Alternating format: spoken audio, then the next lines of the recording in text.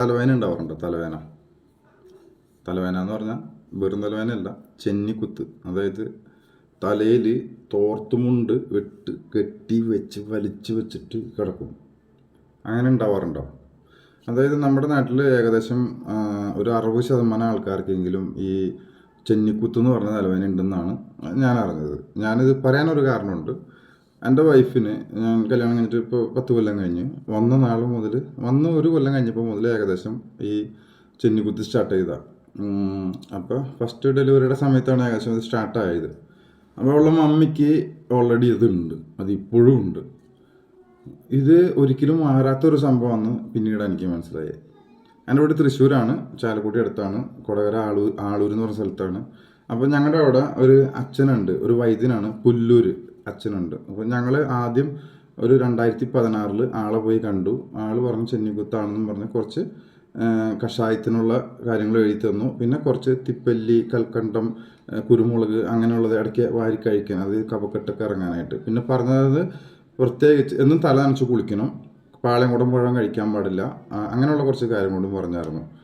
ഇത് കഴിച്ച് കഴിഞ്ഞ് ഒരു മാസത്തോളം കഴിച്ച് കഴിഞ്ഞപ്പോൾ പൂർണ്ണമായിട്ടും മാറി. ഒരു കൊല്ലത്തേക്ക് പിന്നെ വന്നില്ല. പക്ഷെ അച്ഛൻ പറഞ്ഞായിരുന്നു 1 മാസം കഴിഞ്ഞിട്ട് വന്നോളൂ, സെക്കൻഡ് ഉള്ള മരുന്ന് തരാമെന്ന്. അത് മാറി കഴിഞ്ഞപ്പോൾ നമ്മളാരും പോയില്ല. 1 കൊല്ലം കഴിഞ്ഞു. രണ്ടാമത്തെ കൊച്ച് ഡെലിവറി പ്രഗ്നൻ്റ് ആയിട്ടിരിക്കുന്ന സമയത്ത് വീണ്ടും ഇത് സ്റ്റാർട്ടായി. ഭയങ്കര ബുദ്ധിമുട്ടായി. തലവേദന എന്നും നേരം വെളുത്ത ഒരു 10 മണിയാകുമ്പോൾ തലയിൽ ഇങ്ങനെ കെട്ടിച്ച് കിടക്കലാണ്. നമുക്ക് തന്നെ കാണുമ്പോൾ ഭയങ്കര വിഷമം പോകും, ഒരു ഹാപ്പിനെസ് ഇല്ല.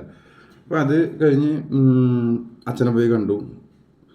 അച്ഛനെ കാണുമ്പോൾ 3 ദിവസം അടുപ്പിച്ച് കാലത്ത് പോകണം. അച്ഛൻ ഒരു ഇലയുടെ നീര് പിഴിഞ്ഞിട്ട് നിറന്തലയിൽ ഒഴിക്കും.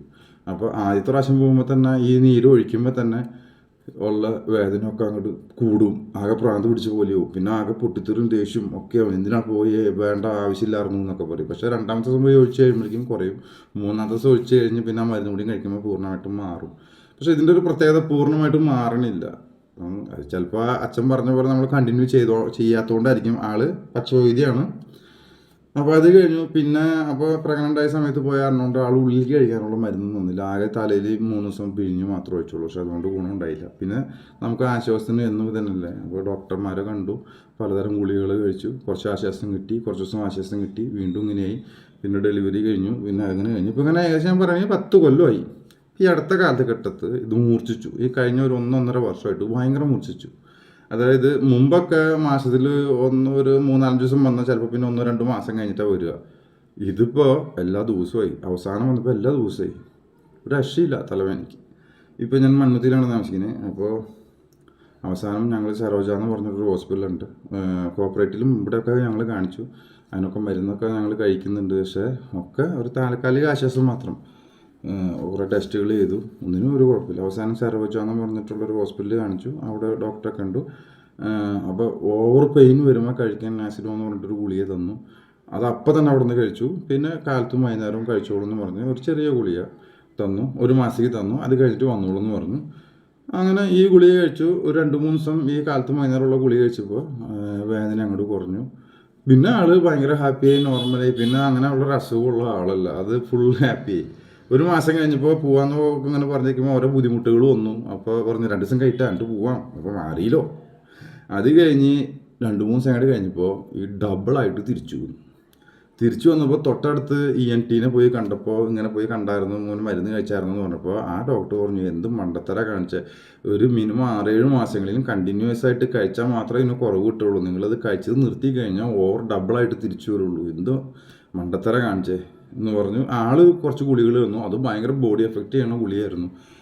അതായത് വണ്ണം വയ്ക്കുക അങ്ങനെയുള്ള ഗുളിയായിരുന്നു. വീണ്ടും ഞങ്ങൾ സർജറി പോയി ഡോക്ടറോട് വിവരം പറഞ്ഞപ്പോൾ ഡോക്ടറും പറഞ്ഞു, ഞാൻ 1 മാസം കഴിയുമ്പോൾ വരാൻ പറഞ്ഞതല്ലേ, സെക്കൻഡ് സ്റ്റേജ് തരാൻ വേണ്ടിയിട്ടില്ലായിരുന്നു. ഇനിയിപ്പോൾ എന്താ ചെയ്യുന്നത്, കുറച്ച് നാളത്തേക്ക് ബുദ്ധിമുട്ടുണ്ടാവും. ശരി, മരുന്ന് കണ്ടിന്യൂ ചെയ്ത് നോക്കുക ഒരാഴ്ചയ്ക്ക് എന്ന് പറഞ്ഞിട്ട് കുറവില്ല. വീണ്ടും പോയി. അങ്ങനെ എന്തെന്നാ പറയുക, ഞാൻ ഡ്രൈവറാണ്. ഞാൻ ജോലിക്ക് പോയിട്ട് പോകുമ്പോൾ എനിക്ക് 10 മണിയൊക്കെ ആകുമ്പോൾ വിളി വരും, തലവേദന, തല കെട്ടിച്ചെടുക്കുക. 3 മക്കളുണ്ട്, അവരുടെ കാര്യങ്ങൾ നോക്കാൻ സമയമില്ല. വൈകുന്നേരം ഞാൻ വരുന്ന സമയത്തും ഇത് തല കെട്ടിച്ച് കിടക്കുകയാണ്. പിന്നെ എല്ലാവരും ഒരു ചിന്തയുണ്ട്, ഈ ചെന്നിക്കുത്തിൻ്റെ തലവേദന എന്ന് പറഞ്ഞാൽ കാലത്ത് 10 മണിക്ക് വരിക, വൈകുന്നേരം 5 മണിക്ക് പോകുന്നു. ഇത് സർക്കാർ ജോലിയൊന്നും അല്ല.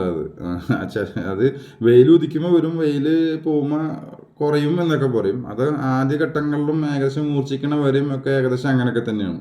അതായത് വെയിൽ നന്നായി മൂക്കുമ്പോൾ തലവേദന വരും, വെയിൽ അങ്ങോട്ട് പോകുമ്പോൾ ചിലപ്പോൾ തലവേദന പോകും. ആദ്യഘട്ടങ്ങളിൽ എങ്ങനെയാണ് ഒരു മൂർച്ഛിച്ച് കഴിഞ്ഞാൽ പിന്നെ സാധനം എപ്പോൾ വരും എന്നൊന്നും പറയാൻ പറ്റില്ല. പിന്നെ ഒരു പ്രത്യേക കാര്യം കൂടി പറയാം, ചെന്നിക്കുത്തിൻ്റെ തലവേദന ഏകദേശം ഒരു സൈഡിലാണ് വരിക, സൈഡിൽ ആദ്യഘട്ടങ്ങളിൽ. അപ്പോൾ ചെന്നിക്കുത്താൻ നമ്മൾ വരും. പിന്നെ പറയണത് നിറന്തല, തലയുടെ പുറക്, ഇങ്ങനെയൊക്കെയാണ്. അപ്പോൾ നമ്മൾ പേടിക്കും, അത് അയ്യോ ഇവിടേക്കുള്ള ക്യാൻസറാണോ കാര്യങ്ങളാണോ എന്തൊക്കെ പ്രശ്നങ്ങളാണല്ലോ എന്ന് വിചാരിക്കും. പക്ഷെ മൂർച്ഛിച്ചിട്ടാണ് മൊത്തം വരും, മൊത്തം ആയിരിക്കും തലവേദന. അപ്പോൾ ഇത് പെണ്ണുങ്ങൾക്ക് മാത്രമല്ല ആണുങ്ങൾക്കുണ്ട്. ഞാൻ പറഞ്ഞല്ലോ 60% ആണുങ്ങൾ, നമ്മുടെ ഇടയിൽ 60% ആൾക്കാർക്ക് ഈ സംഭവം ഉണ്ട്. പിന്നെ പറഞ്ഞു വന്നത് ഒന്നുമല്ല, ഇത് മാറുമോ അറിയോ നിങ്ങൾക്ക്? നിങ്ങളുടെ അറിവിൽ മാറിയവരുണ്ടോ? ഉണ്ടെങ്കിൽ ഒന്ന് മെസ്സേജ് ചെയ്യണം.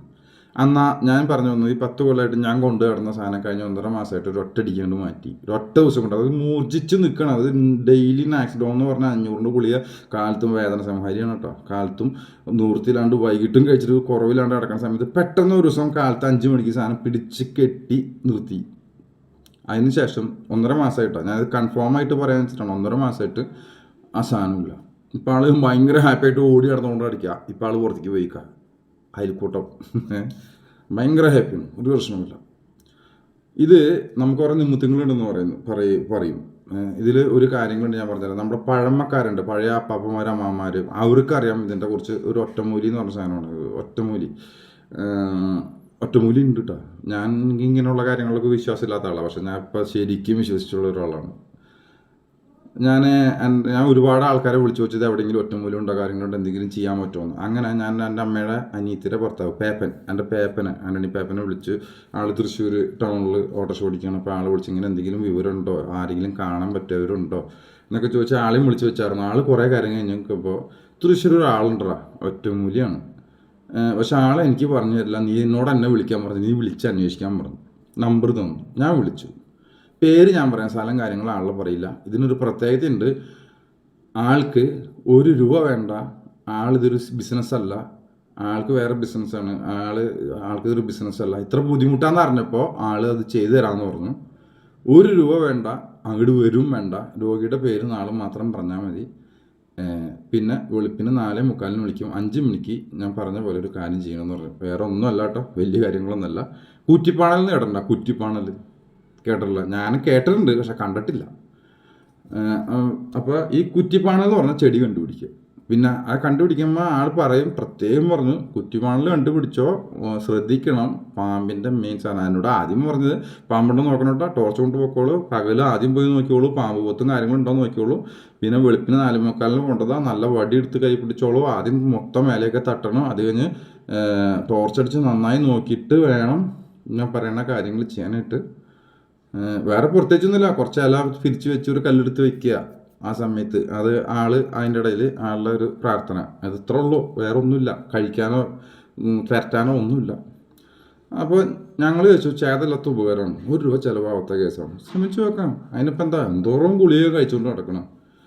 അപ്പോൾ ശ്രമിച്ച് നോക്കാം എന്ന് വിചാരിച്ചിട്ട് ആൾ തന്നെ ഇങ്ങോട്ട് പറഞ്ഞു, ആൾക്ക് വയ്യാണ്ടിരിക്കുകയാണ്, ഞാൻ വിളിക്കാം 4:45 പറഞ്ഞിട്ട് ആൾ 4:45 വിളിച്ച്. ഞങ്ങൾ വീടിൻ്റെ അപ്പുറത്തൊരു അതയിൽ നിൽക്കുന്നുണ്ടായിരുന്നു. അപ്പോൾ ഞാൻ അന്വേഷിച്ച് കണ്ടുപിടിച്ച് പഴമക്കാർ പറഞ്ഞു അതന്നെയാണ് കുറ്റിപ്പാണെന്ന് പറഞ്ഞു. അപ്പോൾ ഞാൻ ഫോട്ടോ എടുത്ത് ആൾക്ക് അയച്ചു കൊടുത്ത് തന്നെയാണെന്ന് കൺഫേം ചെയ്യാൻ. അപ്പോൾ ആൾ അതിനെന്ന് പറഞ്ഞു.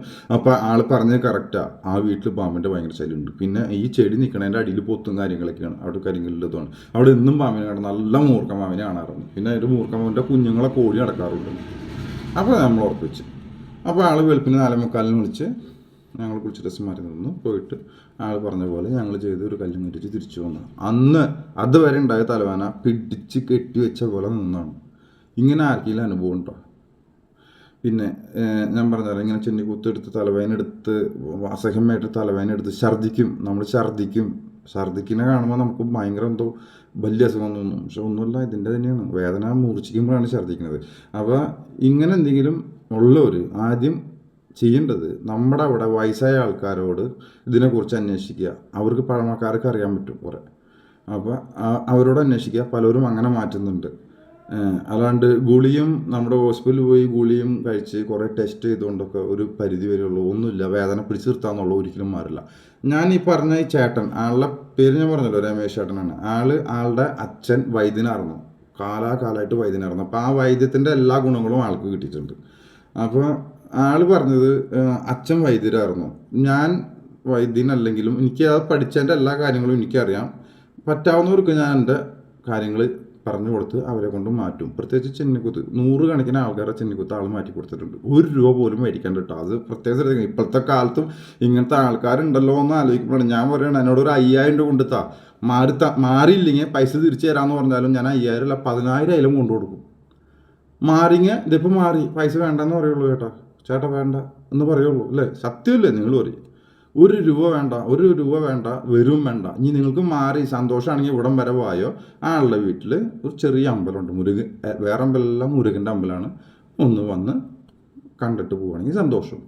ഞങ്ങൾ പോയി, ഞങ്ങൾ കണ്ടു, സന്തോഷം അറിയിച്ചു. ആ ചേട്ടനോടും ചേച്ചിയോടും സന്തോഷം അറിയിച്ചിട്ട് പോകും. അപ്പോൾ അങ്ങനെ ഒരു സംഭവം.